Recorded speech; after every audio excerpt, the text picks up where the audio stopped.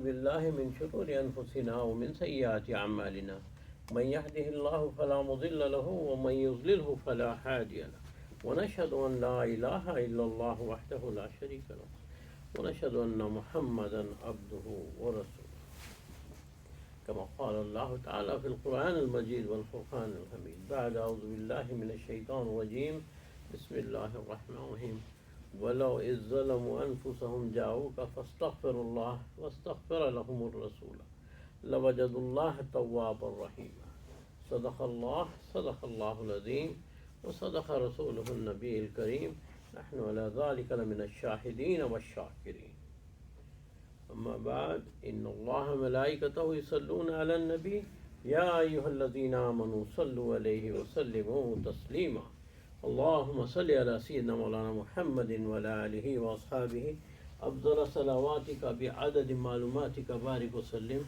اللهم صل وسلم على النبي الأمي وآله اللهم صل على سيدنا مولانا محمد كلما ذكره الذاكرون وصل على محمد كلما غفل عن ذكره الغافلون.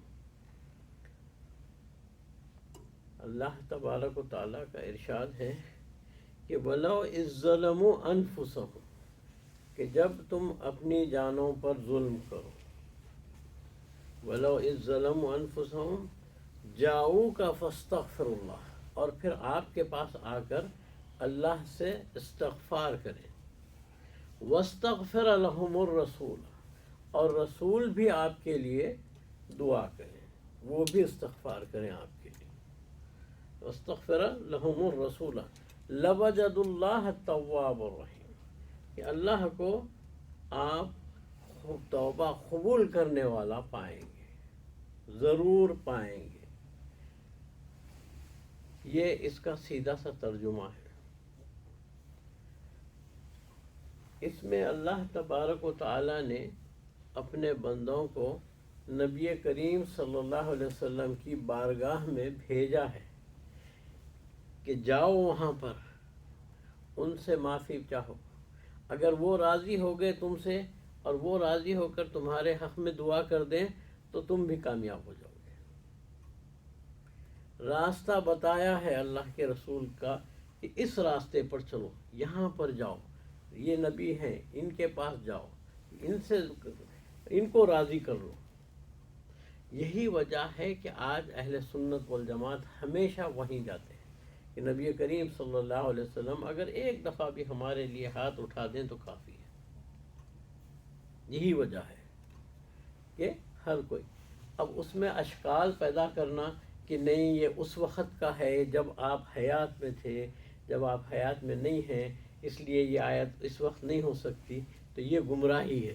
کیوں کہ اللہ تبارک و تعالیٰ نے یہ تو نہیں کہا نا اس آیت میں کوئی قید لگا رکھی ہے کہ آج ہی کے دور میں ہوگی، ابھی ہوگی، اس کے بعد نہیں ہوگا، یا خاص مخصوص لوگوں کے لیے ہوگا. تو یہ اشکال پیدا کرنا یہ گمراہی ہے. اللہ نے جب کہا ہی نہیں ہے، اللہ نے کہا ہے کہ دیکھو جاؤ وہاں پر جاؤ، اگر وہ دعا کر دے تو تمہارا کام بن جائے.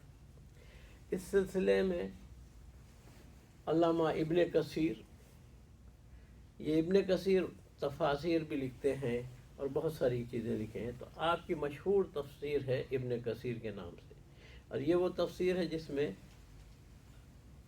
ہر دین کا علم حاصل کرنے والا اس سے علم حاصل کرتا ہے. ان کو پڑھائی جاتی ہے یہ ابن کثیر کی. اور یہ ابن کثیر ابن تیمیہ کے شاگرد ہیں. ابن تیمیہ دیوبندیوں کے ہیں، دیوبندیوں کے امام ہیں جنہیں یہ لوگ بڑے اس سے مانتے ہیں. ٹھیک ہے، تو انہوں نے ایک قصہ لکھا ہے، یہ وہ حضرت ہیں جو دوسرے لوگوں کی طرح نہیں ہیں کہ ایسا نہیں ویسا نہیں، یہ نہیں وہ نہیں، اشکال پیدا کرنا نہیں. جو بات ہے وہ لکھ دیتے ہیں، باقی نیچے لکھتے ہیں واللہ رسول عالم بالصواب، اللہ اور اللہ کے رسول بہتر جانتے ہیں.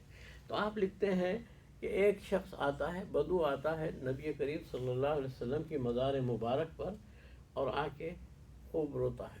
رونے کے بعد کہتا ہے کہ دیکھو اے اللہ میں آپ کو مان گیا، اور نبی کریم صلی اللہ علیہ وسلم کو بھی مان گیا، اور آپ کے دست مبارک پر میں ایمان بھی لے آیا ہوں۔ میں نے قرآن بھی پڑھا ہے، اور قرآن میں جب یہ لکھا ہوا ہے کہ وَلَوْ إِذْ ظَلَمُوا أَنفُسَهُمْ جَاءُوكَ فَاسْتَغْفَرُوا اللَّهَ وَاسْتَغْفَرَ لَهُمُ الرَّسُولُ لَوَجَدُوا اللَّهَ تَوَّابًا رَحِيمًا، کہ آپ یہاں پر جب بھی آئے نبی کریم صلی اللہ علیہ وسلم کے پاس تو ان سے استغفار کریں، اور نبی کریم صلی اللہ علیہ وسلم بھی جب آپ کے لیے اللہ سے استغفار کریں اور دعا مانگے تو اللہ آپ کی توبہ کو قبول کر لے گا، اللہ آپ کو معاف کر دے گا۔ تو اس شخص نے آ کر یہ آیت پڑھی اور کہا کہ یا رسول اللہ اب میں کیا کروں، آپ میرے لیے دعا فرمائیے، اب میں کیا کروں۔ خوب رویا، اپنی بات پوری پیش کی اور چلے گیا۔ وہ جانے کی دیر تھی، مسجد میں ایک اور صاحب بیٹھے تھے۔ نبی کریم صلی اللہ علیہ وسلم کو ان کی زیارت ہوتی ہے، اور آپ کہتے ہیں کہ وہ جو بدو ابھی گیا ہے اس سے جا کے کہہ دو کہ اللہ نے اس کی توبہ قبول کر لی ہے، اللہ نے اس کی توبہ قبول کر لی ہے۔ اسی لیے ہم ہمیشہ اللہ والوں سے دوستی رکھتے ہیں۔ پھر اب سوال یہ پیدا ہوتا ہے کہ اللہ والوں سے دوستی رکھتے ہیں کہتے ہیں آپ، تو پھر یہ ان کے پاس کیوں جاتے ہیں؟ ہاں، ہم ان کے پاس اس لیے جاتے ہیں کہ نبی کریم صلی اللہ علیہ وسلم کا ارشاد ہے کہ انا خاتم النبی، وہ اللہ نے مجھے خاتم النبی بنایا ہے اور رحمت للعالمین بھی بنایا ہے۔ اب اگر میں وہاں ہوں اور تم لوگ یہاں ہو، اور تو تم لوگ آؤ گے کیسے؟ تو اللہ تبارک و تعالیٰ نے اس کا انتظام اپنے حبیب ایک لبیب صلی اللہ علیہ وسلم کے طفیل و صدقے میں علماء کو بنا دیا۔ کیا بنایا ہے؟ العلماء ورثۃ الانبیاء، علماء وارث ہیں انبیاء کے وارث ہیں۔ تو اب آپ ان کے دربار پر جاتے ہیں اولیاء اللہ کے، تو یوں سمجھ لیں کہ آپ نبی کریم صلی اللہ علیہ وسلم کے وارث کے گھر کے پاس گئے ہیں۔ اور وارث کون سا ہوتا ہے؟ یہ وارث وہ نہیں ہے جو ہم سمجھتے ہیں کہ مال و جائیداد وغیرہ وارث نہیں۔ انبیاء کی وارث ہوتی ہے ان کا منصب، ان کے اختیارات جو ہمارے پاس نہیں ہوتے، ہم نہیں سمجھ سکتے، وہ ان کو عطا ہوتے ہیں۔ تو ہم ان کے پاس بھی جاتے ہیں، اسی لیے جاتے ہیں کہ اللہ نے کہا ہے، اللہ نے کہا ہے کہ جاؤ ان کے پاس، اسی لیے ہم جاتے ہیں اور ان سے محبت رکھتے ہیں، اور انشاءاللہ ہم لوگ کامیاب بھی رہیں گے۔ تو آپ سب سے بھی دعا ہے کہ اللہ تبارک و تعالیٰ سے ہمیشہ نبی کریم صلی اللہ علیہ وسلم سے کہ طفیل و صدقے سے دعا مانگا کریں۔ ہم اگر نہیں، ہماری آواز وہاں تک نہیں پہنچتی تو کیا ہوا؟ نبی کریم صلی اللہ علیہ وسلم کی تو سن سکتے ہیں، آپ سنتے ہیں ہماری آواز کو۔ حتیٰ کہ نبی کریم صلی اللہ علیہ وسلم احادیث میں ہے کہ جب بندہ کوئی مجھ پر درود و سلام بھیجتا ہے تو میں خود بھی سنتا ہوں، میں خود بھی سنتا ہوں۔ پھر ایک احادیث میں یوں بھی ہے کہ ملائک اسے لے کر آتے ہیں۔ ایک حدیث میں یوں بھی ہے کہ میری روح کو لوٹا دیا جاتا ہے اور میں اس کا جواب دیتا ہوں۔ تو اس طرح سے معاملے ہیں کہ ہم جو ہے نا نبی کریم صلی اللہ علیہ وسلم کے در کو کبھی نہیں چھوڑنا، ہر حال میں ہم اس در سے وابستہ رہنا ہے۔ کوئی کچھ کہے مگر یہ ضروری ہے کہ ہمارے کو اسی سے ملا ہے، جو بھی ملا ہے، جو کچھ بھی ملا ہے اسی در سے ملا ہے، اس سے ہٹ کے کچھ نہیں ہوتا ہے۔ عزیزان محترم، اسی بات پر میں اپنی بات ختم کرتا ہوں۔ وَمَا عَلَيْنَا إِلَّا الْبَلَاغُ۔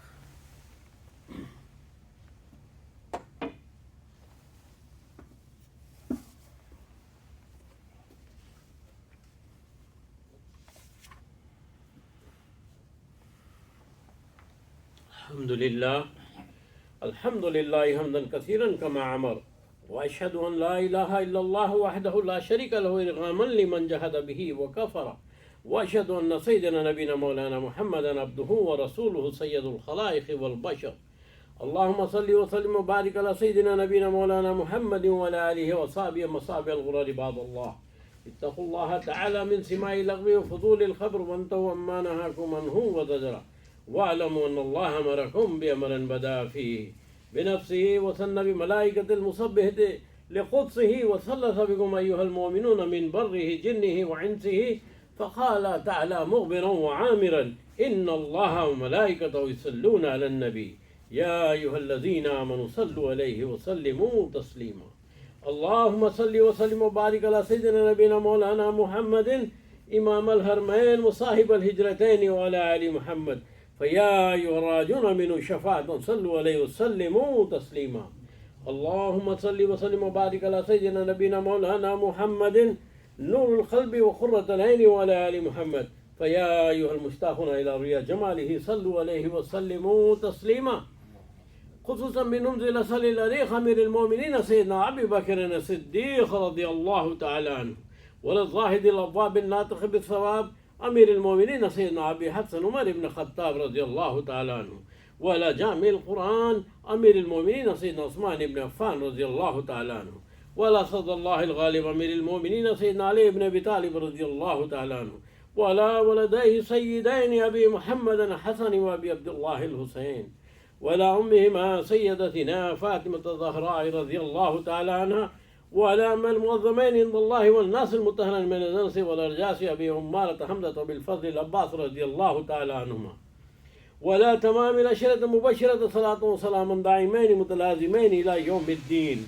اللهم أعز الإسلام والمسلمين واذل الكفرة والمبتدئة والمشركين. اللهم شد شمل أعداء الدين ومزق جمعهم يا مبيد الظالمين. اللهم النصر من نصر دين محمد صلى الله عليه وسلم، واغذل من خذل دين محمد، وجعل اللهم آمنة مطمئنة البلدان مسلمين، واكتب اللهم استر والسلامة والعافية علينا وعلى بدك الحجاج والغزاة والمسافرين في برك وبحرك من أمة محمد أجمعين.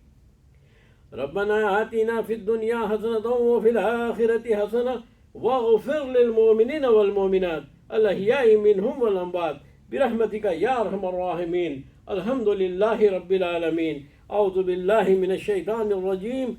إن الله يأمر بالعدل والإحسان وإيتاء ذي القربى وينهى عن الفحشاء والمنكر والبغي يعظكم لعلكم تذكرون.